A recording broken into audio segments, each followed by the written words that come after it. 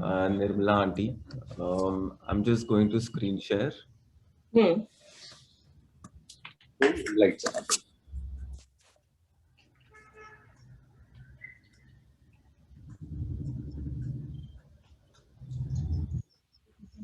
Yeah, I think my presentation is visible to everyone. Yes. Yeah, okay. So good evening, everyone. I am Vedant Ruya. And I'm Varshita. Firstly, thank you for having us today.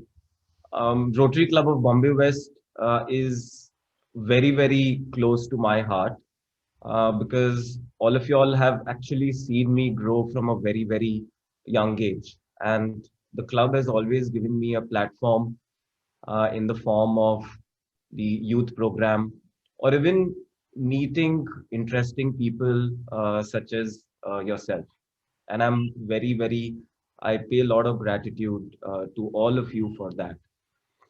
Um, so we are going to straight away jump into the subject, and there is a twist on the subject. The question today is that can food be grown on the planet in harmony with nature? This is a pressing question. It's something that people around the world are really wondering. So there's so much land on earth, there's so much water on earth, and we get free sun. So sorry for my language, but what the hell is happening? Why are we not able to produce food in easily and in a sustainable manner? Why are farmers unhappy? And is our food today as nutritious as it used to be many, many years ago? So let me tell you that there is a secret that is being withheld from us. Actually, everyone had the knowledge of this secret years ago, and we have forgotten this knowledge. And through our presentation, I'm going to tell you about this secret. So hold on to your seats. See, thousands of years ago, when we made the Indian thali, the concept was that we have three sabjis, four sabjis, and we have dal, we have curd, we have roti, papad, achar, and all of these things gave us a balanced diet of carbohydrates, proteins, vitamins.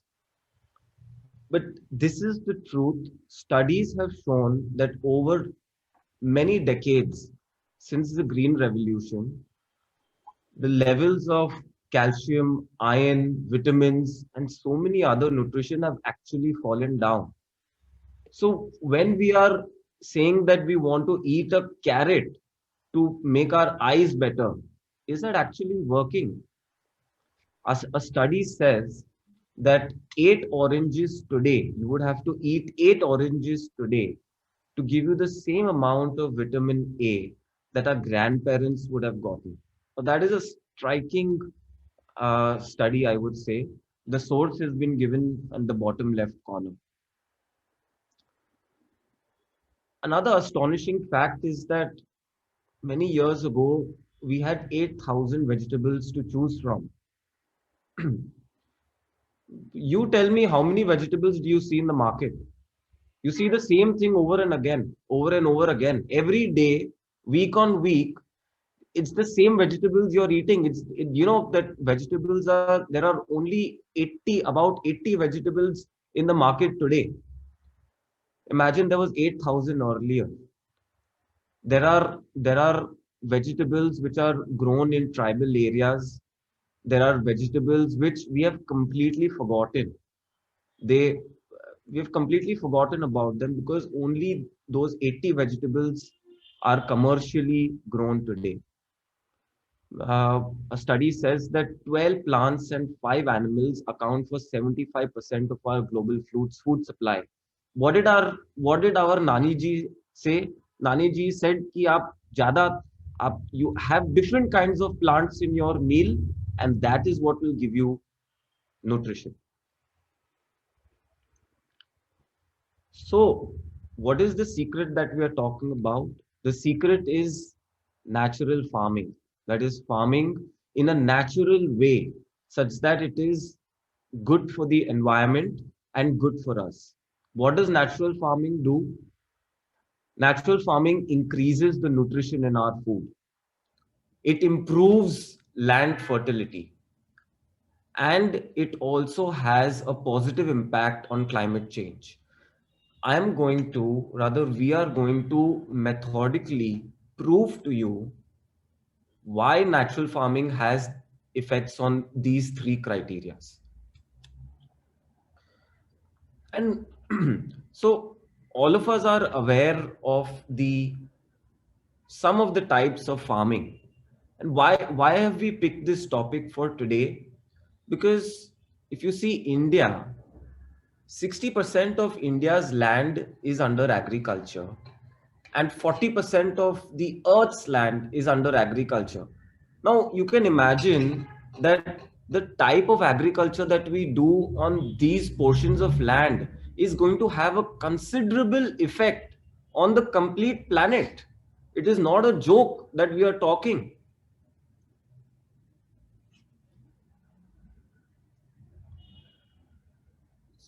Please look at these two images. On the left hand side, you have a typical monocropping system that you see. Let it be grains, let it be tomatoes, anything. And on the right hand side is what we are proposing, which is a multi-layer farming system where you have different crops, which may be not only tomatoes, bananas, papayas, mangoes, all in the same place, all growing in the same place. I'm going to give you 10 seconds. Which pleases your eyes? Where do you think you're going to get more nutrition from? Where do you think you're going to have more biodiversity, which is good for nature, which is good for our planet, which is good for soil, which is good for water? We can conclude that the right hand side image has a positive impact on our minds. So here is a small table, but instead of just walking you through the table or talking you through the table rather, what we're going to do is a small role play. So Vedant will be a chemical based farmer, a conventional, somebody who's doing conventional farming. And I am somebody who does natural farming.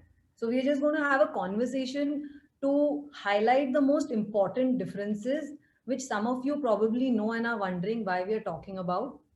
But I think it's very important to know the basics of natural farming before we even get into terrace gardening. Even if we have a garden in our house, even if we are growing vegetables, it's important to know how to grow them. What is it that is relevant? So just to, brush upon each of these ideas, let's quickly start this role play. Okay. So I am the chemical based farmer. Yeah. I am the one who is doing conventional farming. Correct. Or some kind of hydroponic farming. Correct. And you are doing natural farming. Correct. Okay. So, Mr. Vedant, what kinds of seeds do you use in your farm? So basically, I purchase hybrid seeds from the market, from the retail store, and I purchase them every season. So if I'm growing rice during before the monsoon season, I buy those seeds or I buy saplings. If I want to grow basil, or if I want to grow capsicum, I buy capsicum seeds and I plant them. Yeah. Okay. So we, on the other hand, actually go for heirloom seeds, also called desi seeds, because one of the main difference being that, like you, we don't have to buy the seeds every time. Oh. If I put in the seeds once and then I can get my harvest, I can save the seeds just like we do. And then we can put those seeds again and the circle can go on and on. Whereas with hybrid, you can't do that. If you have a fruit out of a hybrid seed, you can't necessarily save that seed and put that in again. So that definitely gives me more sustainability and security. Oh, okay, let's talk about the planting system. How do you plant your saplings? Yeah, the way I plant my saplings is that I have a 10-acre field. Okay. And in a 10-acre field, I grow around 2 acres of tomatoes and 2 acres of sugarcane Okay. and 2 acres of corn. Okay. That's the kind of format that I go for. Yeah. Okay.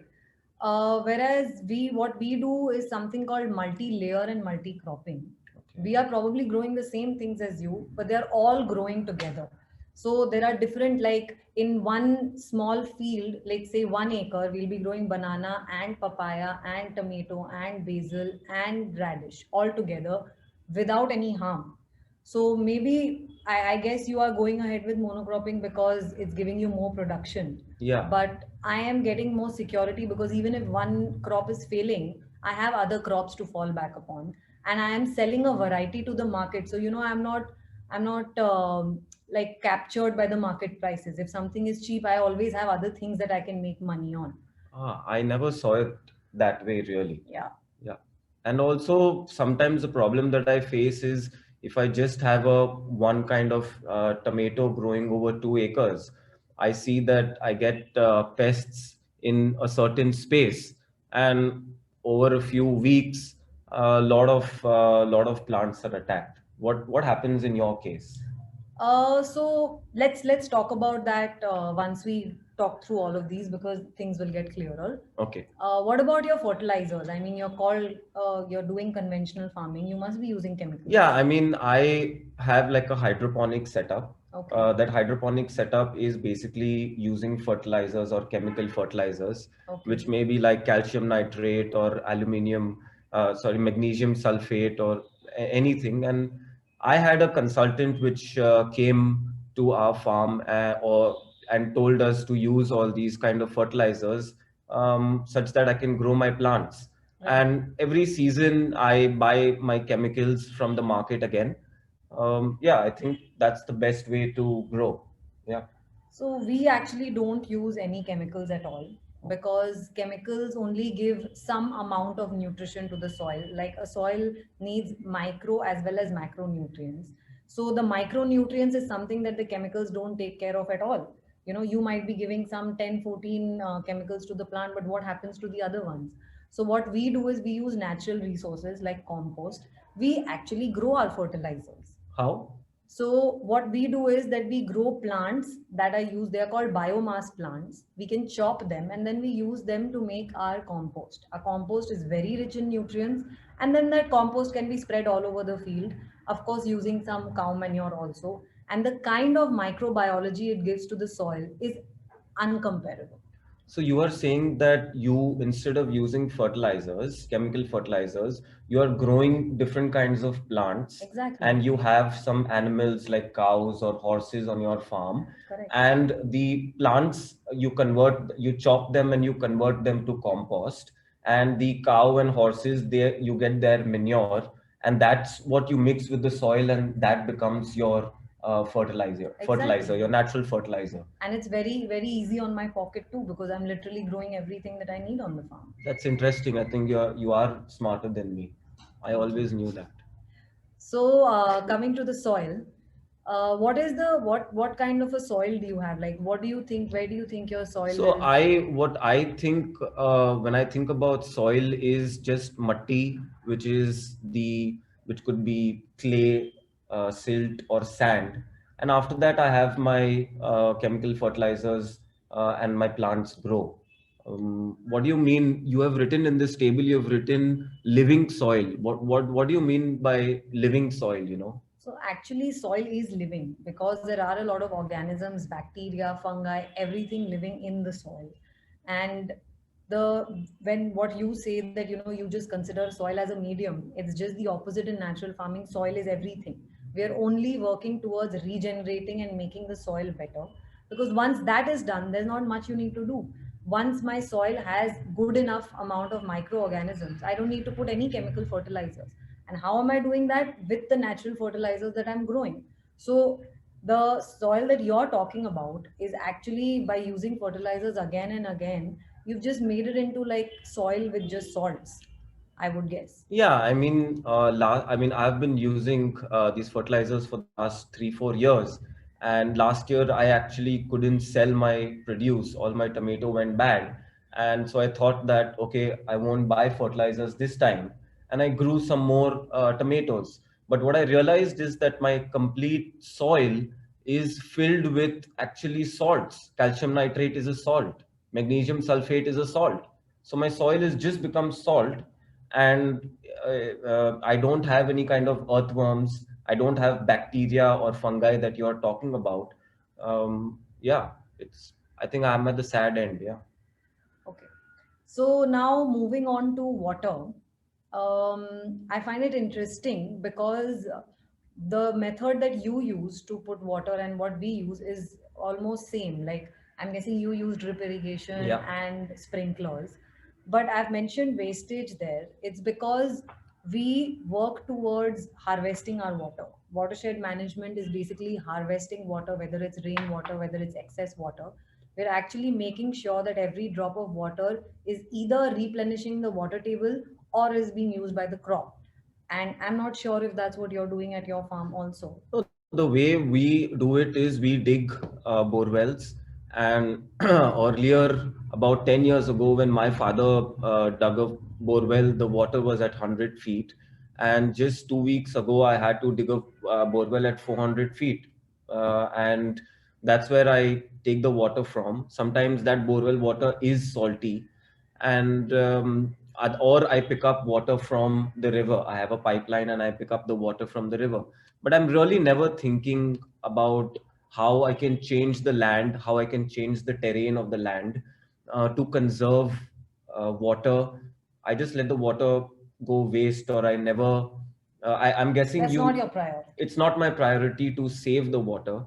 I guess you are using percolation tanks, Yeah, or you're using methods like swales to yeah, manage the water on your land. correct. Okay. So now the next point that we come to is the sun, where like you mentioned that you have a farm where you're growing tomatoes and you're what is the distance between the tomatoes that you grow or the mango trees say Yeah, that you actually, have?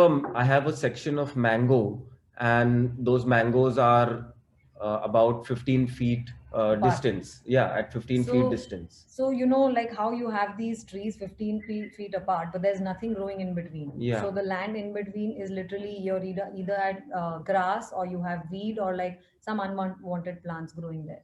But unlike that, what we are doing is we are basically using every inch of our land. So we also have mango trees, and a few slides later we'll show you what we've done. We've grown vegetables in between those mango trees also because why not? You know, you can use every inch of your land and you can grow in different layers and you can that just makes sure that every ray of the sun is being photosynthesized, so you're using energy very efficiently. So are you trying to say that between that 15 feet of two mangoes, I can grow more number of plants? For sure. I think that concept kind of comes from a forest, where in the forest, the vegetation is so dense that any kind of sun ray that falls on a leaf is photosynthesized. Correct. So the idea probably in your natural farming is to have a more systemized approach of growing those agro products, so that every all the sun reaches those plants. 100%. We are natural farming is inspired with a forest, like by a forest. We imitate, we mimic how a forest works. Oh. So now coming to the question that you began with, which was about pests, where you use chemicals to get rid of the pests. So one of the reasons why you do get too much pest is because of monocropping. So what happens is when the pest sees a particular crop, say a tomato, it feasts on it, and then there are acres and acres of tomato, it continues to feast on that. And they develop resilience against particular pesticides. You know, you have to keep changing the pesticides that you put. Versus what we do is we are growing a complete mix bag. You know, we are growing all kinds of plants. So the pest kind of doesn't know where to attack. One is that. Another is we don't kill pests. We believe that they're a part of the ecosystem. If there is a pest, there is a predator. The predator has another predator. So they have a complete food chain in themselves. If you kill any one of them, then the food of that person will become surplus, and then there is a disbalance. So to create that balance, you need biodiversity. And once you have that biodiversity, they actually don't bother you that much. Oh. You let them eat a little bit, maybe some part of your produce, but other than that, it's not that big So a problem at all. I never saw it that way. I always try to get rid of pests, but I can understand when you say that when there is a pest attack in your system, there is always a predator available in Correct. your natural system to eat that pest. Right. And this predator has another predator which manages it. So there is management and balance At their in level itself, I don't need to intervene and manage at all. that's interesting. So just, we gave you an overview of natural farming versus conventional farming. Like I said, maybe a lot of you already know why conventional farming is not nice, but the reason why we did this little exercise was to tell us, like, you must be thinking, how does it concern me? I don't have land, I'm not growing vegetables, I don't get, I just want better nutrition. But these are the things what gives us better nutrition, right? So each one of these things that we just discussed, that results either in better nutrition or in land fertility or in climate change, all of these things that directly affect us. Today, when I eat potatoes or tomatoes or carrots, I'm constantly thinking that I'm getting very good nutrition, but I don't really question, is there chemical on it? Is it as nutritious as I think it is? But we all hope and we wish that it is. So, just coming back to this, just like we discussed, the seeds, the heirloom seeds, the desi seeds, they do have more nutrition than the hybrid seeds. So, by growing that, it's not only security to the farmer and it doesn't ensure that we are eating seasonal, but also eating better. Multi-layer and multi-cropping increases biodiversity, obviously, and soil health. Now, the catch here or the ground rule is soil health is good, nutrition is good. So, what does natural farming work with? Soil, soil, soil. Keep on making your soil better. If your soil is good, that's it. You don't need anything else. You'll have good fruits, you'll have good vegetables, you'll have a good system, you'll have biodiversity, you'll have birds coming, you'll have bees coming, you'll have microorganisms. Everything will happen on its own. So, the only thing that we have to work towards is the soil. Again, the fertilizers, which are all natural resources, what do? They reduce the mining, because phosphorus is one of the most important components in the chemical fertilizers, and that's heavily mined. So that reduces mining, and you're reducing salts in your soil, which means you're making your soil better, which means you're making the land better, and hence nutrition. Soil is regenerated. If the soil is regenerated, your food is more nutritious. If the watershed is managed, if the water table is replenished, the soil is not eroding, topsoil, which is the most nutritious part of the soil, is intact, then your vegetables are better, you have better nutrition, and it is ensuring land fertility. Multi-layer system where you're maximizing the use of sun rays, you're getting more food in the same patch of land, efficiently using energy. You and I want to use our energy better, then why not use the planet's energy also more efficiently? And lastly, pest management by biodiversity gets a balance in nature. Balance in nature means balance in your food, because it comes from land fertility. So we can see how all these things are only ensuring better nutrition for us. Then why are we not demanding this? Why are we not going out there and saying that I want natural food? I want food that is naturally grown. I want food that is organically grown. So guys, why just want to bring to your notice again that the reason we are talking about natural farming and taking this effort is, again, 65% of India's land is under agriculture, and that changes that changes how the land behaves. If we are going to put chemicals or anything, there's going to be more desertification. More soils we put in on the land, it's going to reduce the water in the soil, and plants are not going to be able to grow. All those areas are going to be desertified, and when that land desertifies, that has an impact on the weather, the local weather. And if that happens in many different pockets, that changes the climate. That is why a more natural farming approach is essential. So This is actually the land that we mentioned even in the role play, which was the mango plantations. These are all mango trees here. There's a land in Karjat, and we what we've done is this all of this land only had grasses growing just like you see here. We've converted it into vegetable beds, like you see these vegetable beds, and the vegetable bed is perpendicular to the flow of water. What does that do? When there is rainfall or when there is too much water coming from one side as a stream, it does not erode the soil because it's not along the direction of the bed. All the extra water collects in these gullies and it just replenishes the water table, or it is used by the plants. yeah. Sorry. Okay. Okay. So this is something that we have done at home. This is just in our backyard. What you see was actually just grass last year, about 1.5 years ago. And after coming back from a 4-day course, we decided to completely convert our garden. And what you can see is that we are growing multiple things here. We are firstly we are converting all our kitchen waste into compost. There is no external input in this at all. We are growing things like tomato, capsicum, basil, banana, uh, Chilies, chilies, passion fruit. They're growing three different kinds of spinach.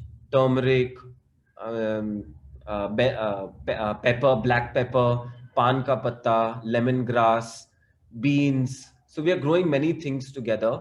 And what happens with with that kind of diverse plants is that I can eat more diversity, and there can be more different kind of the soil can become more fertile because of the biodiversity in the soil that is improving. Just to give also to mention, on the borders here we have planted flowers, so that attracts bees and that helps in pollination. Also, we take care of direction. The right side is the north and the up is the east, so we take care of which format in to put the plants. Since the we put the taller plants on the north side and we put shorter plants on the south side, so that the sun rays can come from the south side and approach the small plants here. Yeah. So, actually, coming back to the point that I made earlier of why we are not asking for better food, all around the world, people are actually demanding for better food. There is a study that says 54% of consumers say it's important that food they consume are sustainably produced. People are taking that extra step to know where their food is coming from, how it is being prepared, or they are going ahead and just growing on their own. In lockdown itself, the percentage of people who started growing their own food has shot up. So it's not that it's not happening, it's just that we have to ask ourselves, are we doing it? If not, how can we become a part of this movement? So, friends, we need to change our pattern of behavior. We must demand and we must buy organic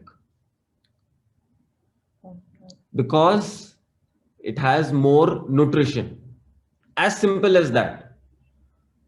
One one organic carrot you will buy today will give you more nutrition than the fertilizer based carrot you buy. So organic can be expensive, but it will give you more nutrition. They may not be shiny or perfect shape, but it will give you that nutrition. How can we be more aware, and how can we it's a practical problem.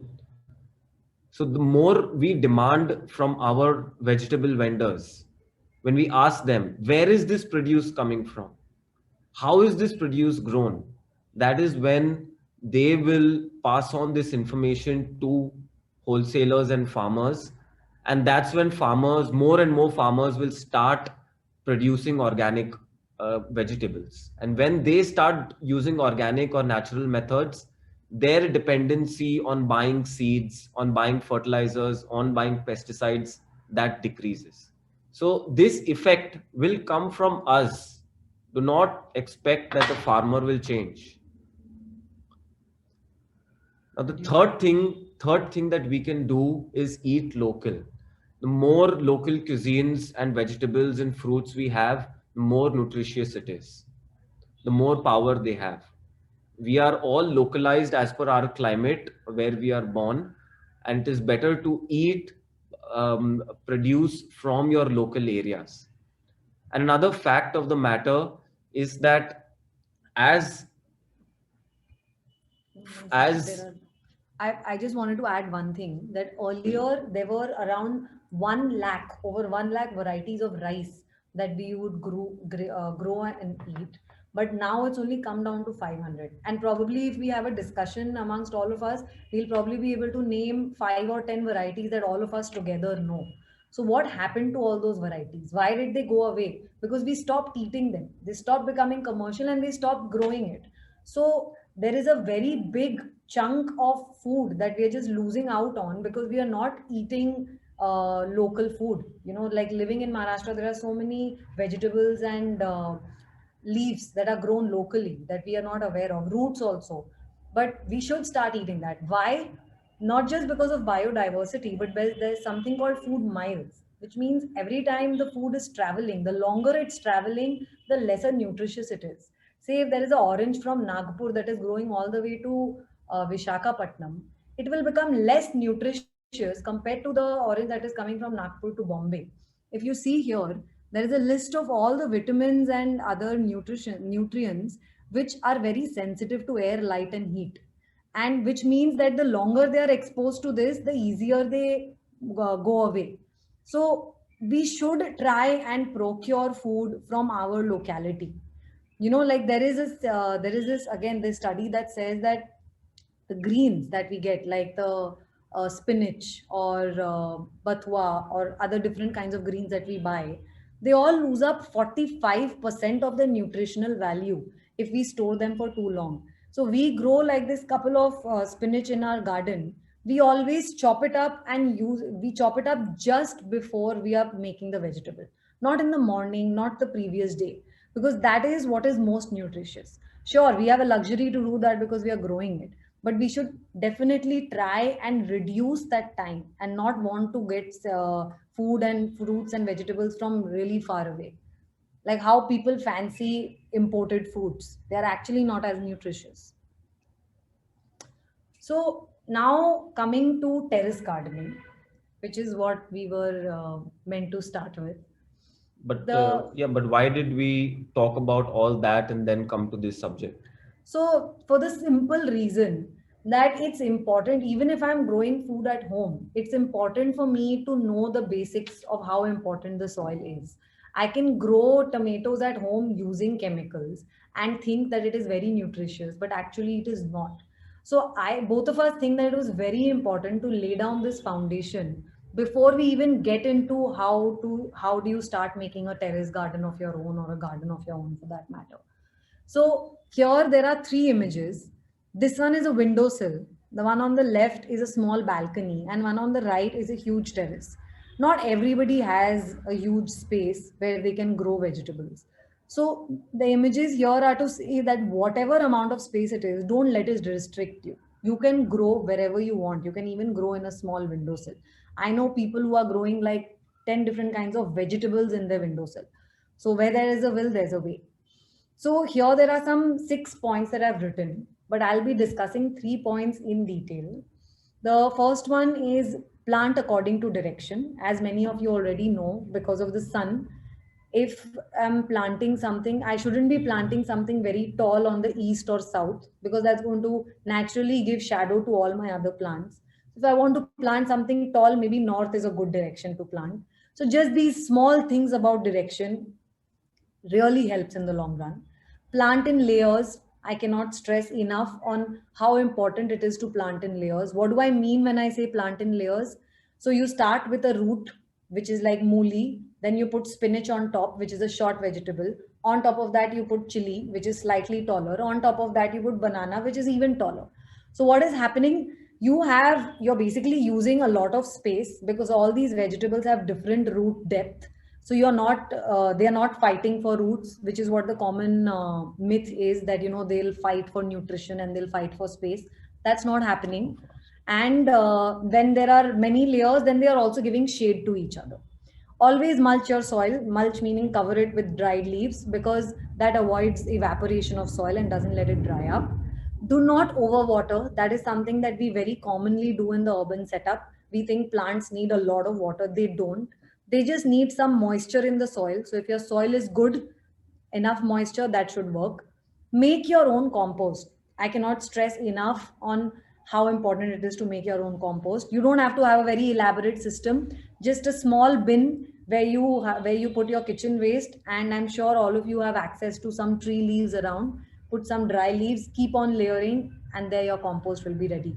If anybody wants to know more, we are always a call away. And lastly, something that people always really struggle with is pests. Like we said, the cycle is very important, but the food chain grows over a period of time. So what do we do in the meanwhile? There are a couple of sprays that you can very easily make at home, like a buttermilk spray, chili garlic spray, lemon water spray. We have all these recipes written. I can share that document with whoever is interested, and you can easily make these sprays, and you can try to control whatever pests you have at home.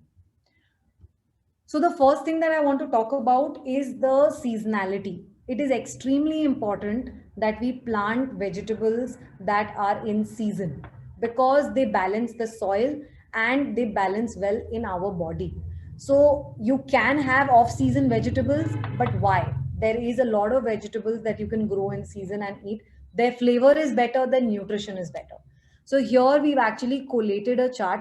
We've not collated. There is this farm called Mandy Farms, and they were very kind to share this chart with us, and we'll be very happy to share with all of you if you want. So it's a very elaborate chart on when to sow, when to harvest, which vegetable. Second, very, very important thing that we've always stressed upon is companion planting.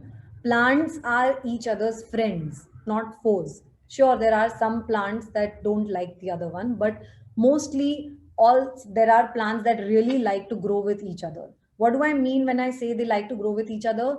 They help to give nutrition to each other. They give shade if at all required. They enhance the taste. They drive away pests. So there are multiple functions that the plants do when they are growing with each other. So we should be planting with, for example, basil is great with bell pepper, carrots, marigold, parsley, and tomato.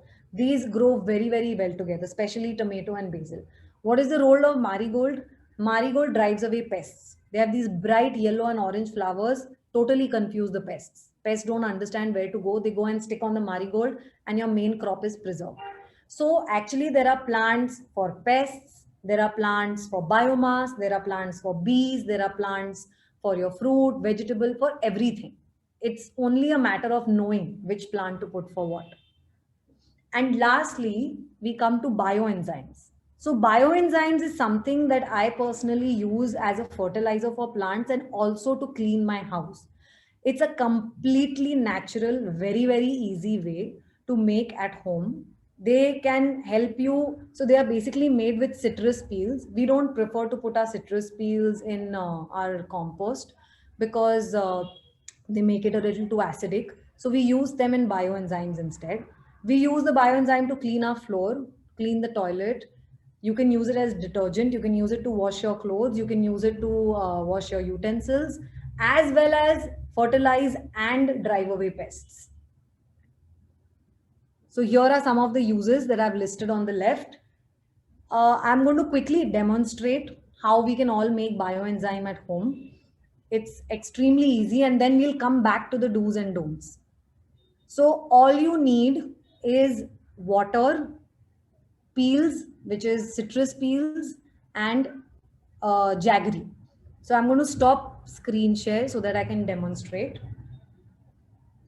Here I have a vessel of water, a jar where I can keep water, where I can make my bioenzyme. So it's important that we use a jar that can, which has a cover like this. Sorry, Varshita, to disturb you. another 5 minutes in our presentation, if anyone was wondering. Yeah. Okay. So, so it's important that the lid opens up like this, and it's not just like a shut and open, because it needs to be airtight. Then here are the peels, the citrus peels. We had orange juice this morning, so hence I have these peels. And here is the jaggery. So this is my measuring container, measuring bowl. So I will use 3 parts. I've already filled 10 parts of water in this, 10 parts of this. I'm just going to put 3 parts of the peels. So I usually use either orange or Nimbu. You can use Nimbu, you can use Pomelo, whichever one. Here's the second one.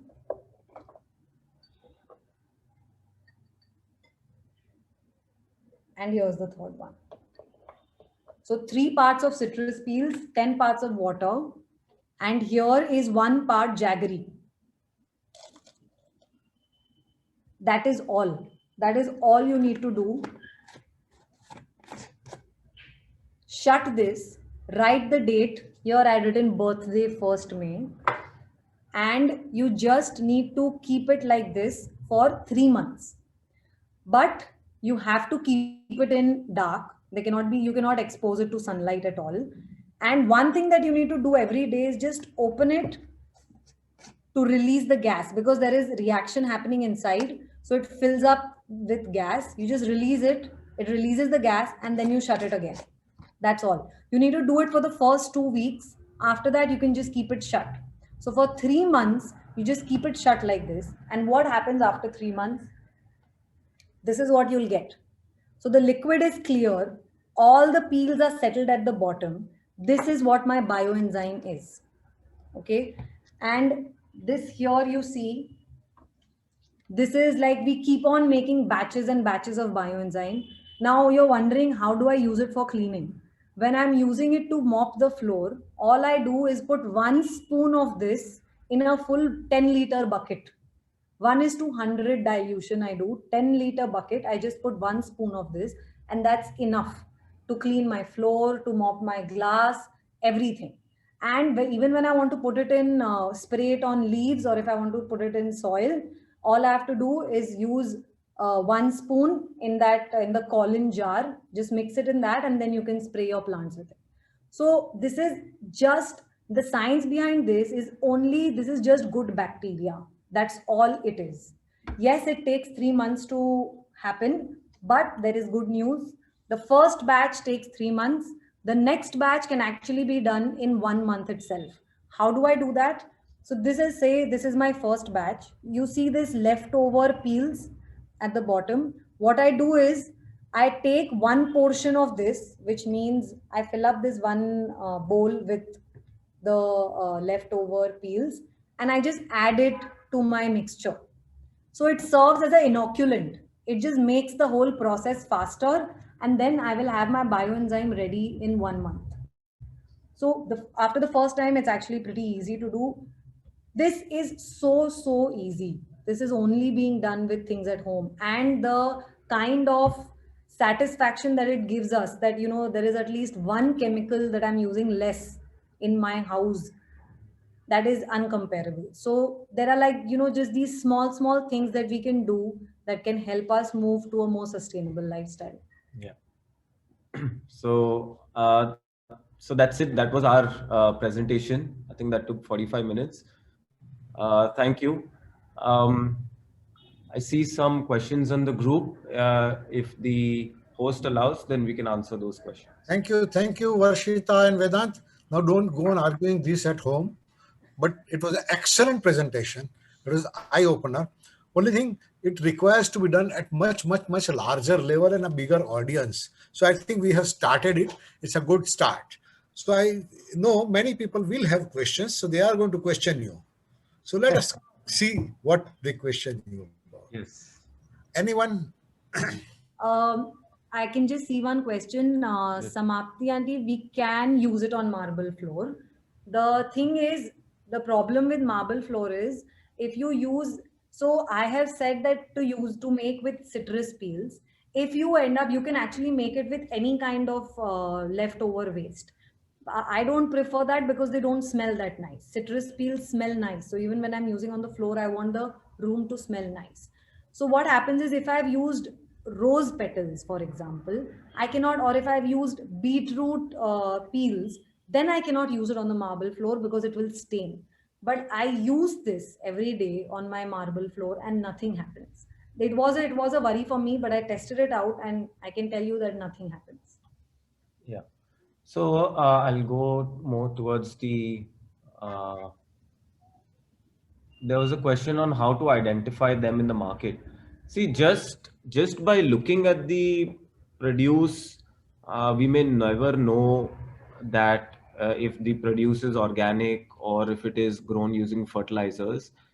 Generally, generally, fertilizer based ones that we'll get in, suppose at Nature's Basket or online Mandi, the or also. mandi, you'll see completely, shiny tomatoes, completely round shape, beautiful looking, but the taste is not something that we used to get 10 years ago. जो टमाटर पहले आते थे उसमें से थोड़ा सा कुछ सॉल्टी टेस्ट आता था, बहुत अच्छा टेस्ट आता था, वो अभी टेस्ट नहीं आता है.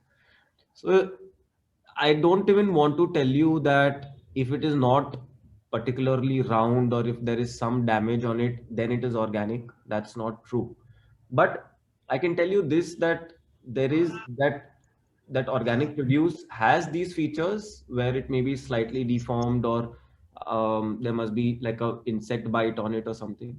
The best way to do it is to, even my friends ask me the same question, where to buy organic. And so the best way to do it is to ask your retailer, ask the online portal, call them up, call the director of that company and ask them where they buy the produce from and where that how that produce is grown.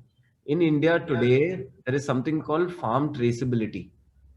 So we are able to trace where the produce is coming from. See, as a consumer, we need to start demanding, not only demanding, but forcing the market to give us good produce. What did we force the market to do in the beginning? We forced the market to give us round tomatoes. We forced the market to give us capsicums which are completely yellow and have an amazing shape.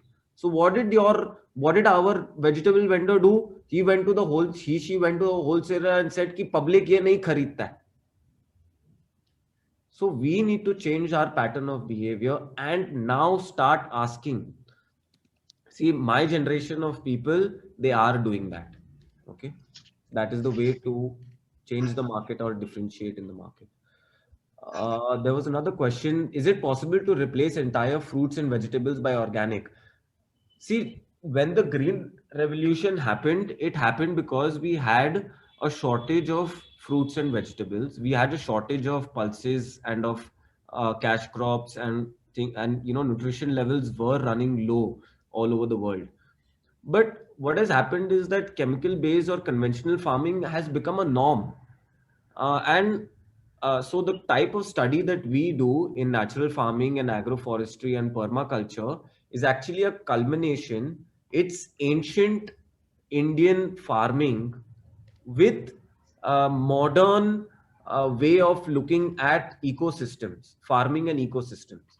So it's a mix of both ancient and modern way of farming, and there are provable farmlands all over the globe which produce food in this multi-cropping, means many crops, and multi-layer, different layers of crops all in the same system. And it is a completely workable system. Yeah. We need to work towards it. But There are actually some farms which grow fruits and vegetables in this way, and they are giving that fruit and vegetable out to people. They have a subscription model. We can share some names, although they are full, their subscription list is full, but we can always list ourselves there and be on the wait list. Somebody's asked, can you throw some light on microgreens? So yes, actually, as a matter of fact, Vedant and I, we've come out with a small microgreen kit also. which has 6 different kinds of seeds that you can grow microgreens from. Microgreens are nothing but a smaller version or the tinier version of any plant. It's the first 7 days, any plant, the first 7 days, how much it grows. Like, you see that the plant grows this much in first 7 days, and you snip it at that because they are said to be more nutritious. They have the maximum nutrition when they are that height, and then they grow further.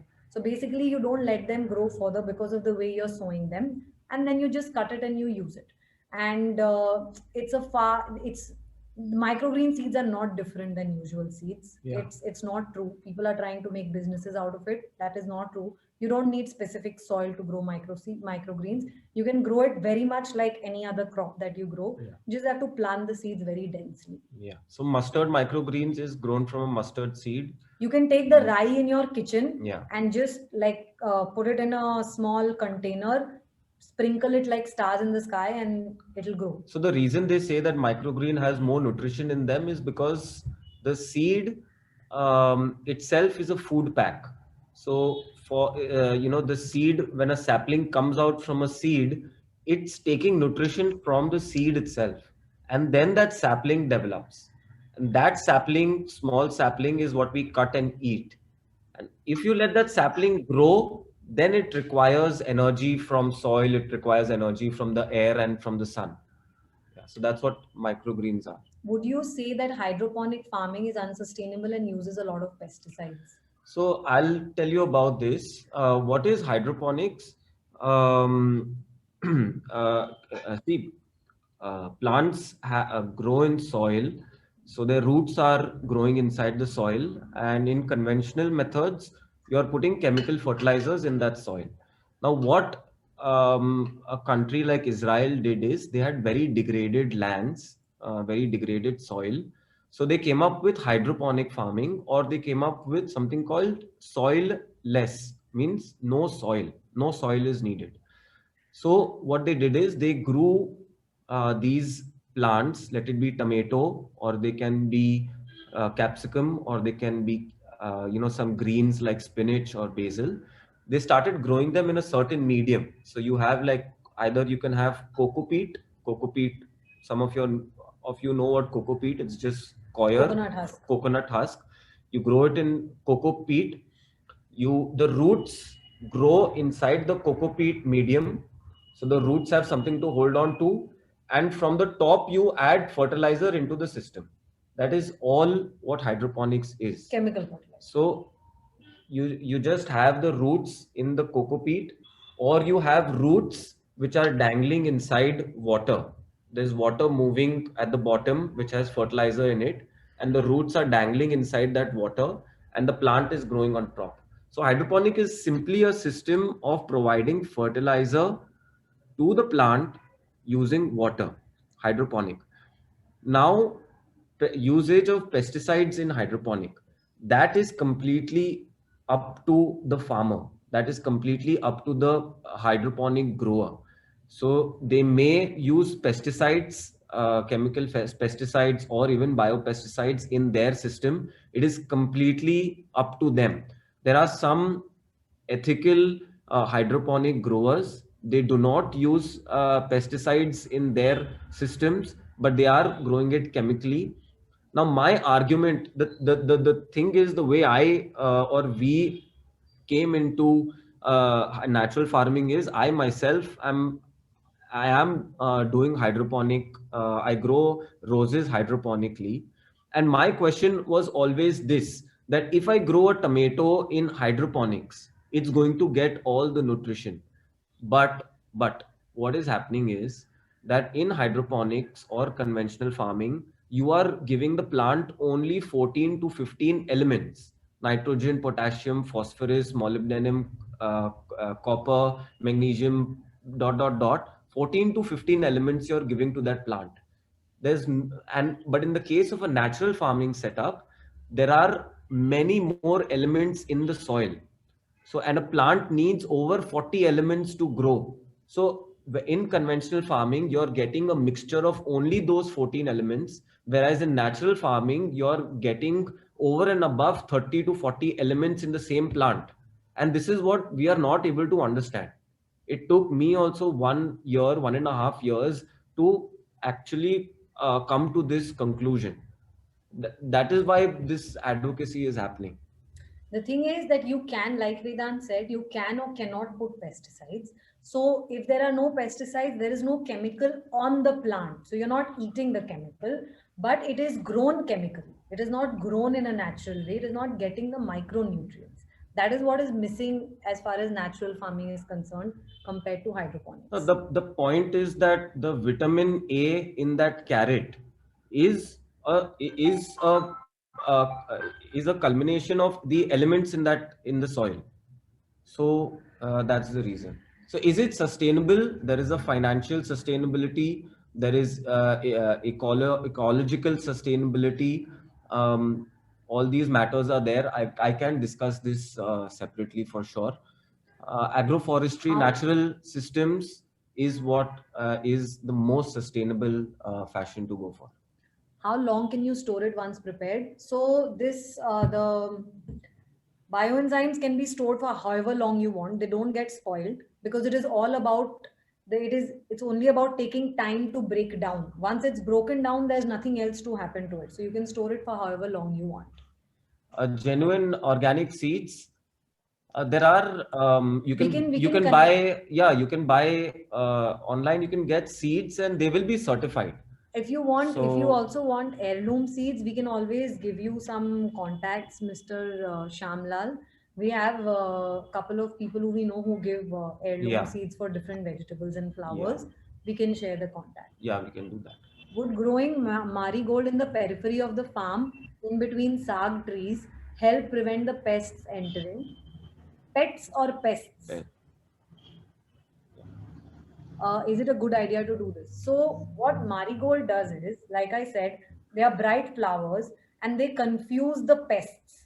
So having them in the periphery is a good idea, but it's not. There are lots of other things that can also be done there are lots of other flowers also that can be grown to drive away the pests. But yeah, marigold is one that we very commonly use. So we've usually used it on vegetable beds. What we do is around the bed, we make a buffer area, which is called, and we put lots of marigold in that. So the pest, wherever it's coming from, it just gets attracted to that yellow and gets trapped there. So yes, it's definitely something worth a try. Is drip irrigation better than sprinklers? So this is completely, this question, it depends on the plants you're putting, the type of pattern of the plants. That's a more specific question. Drip irrigation in general is a good system to invest in because it wastes less water and it is actually not very expensive. But sprinklers might be good when you have a huge area. So it totally depends, like Vedant said, the kind of plantation that you have and the kind of water requirement. Like drip irrigation is better for vegetables because, they don't need that much amount of water. We have grown moong in my balcony. Can we eat those leaves? Yes, 100%. The moong leaves are a very popular microgreen leaves. You can totally eat them. In the name of organic veggies, they are sold at a very high price. Want to know, is it really a more expensive way of growing? Want to just know for my knowledge. See, I'll tell you, suppose suppose there's an organic farm.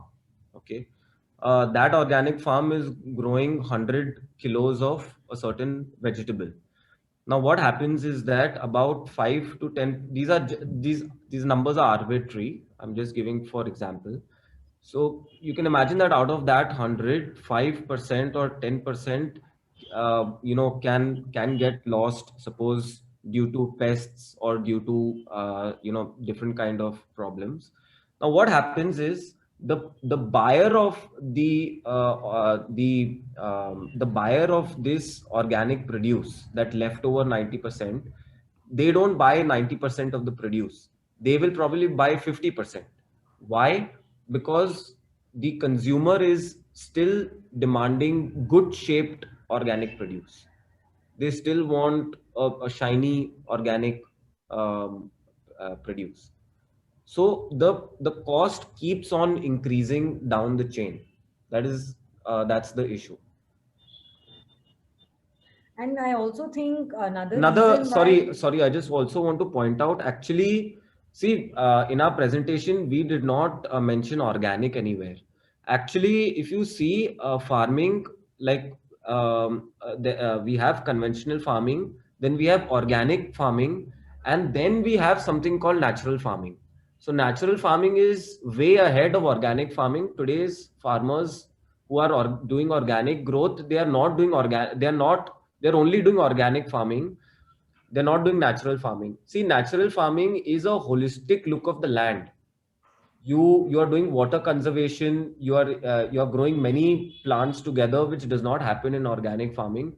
There are stark differences between organic and natural, but it's still worth paying more for organic than buying conventional, in my opinion. Another reason for why organic vegetables are probably more expensive is because it takes more time. So if you're working on a soil, it takes time for soil. That's another thing that all of us have. We all want produce very fast from the land, but we need to give the land the time that it takes to regenerate. So that time that is taken to grow has to also be put into consideration when they are costing. That is another reason why they make it slightly expensive. Can you share info about the different microgreens that can be grown?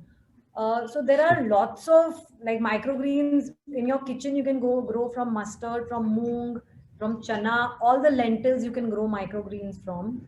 Uh, the seeds that we give basil, we give red cabbage, we give clover, we give radish, we give turnip. So there are like these 6 different seeds. Any seed you have, you can grow microgreen. Yeah. Like even the underground, because everything that grows has first two leaves. Those first two leaves is what microgreen is. So anything you can try your hands on. So yeah, thank you.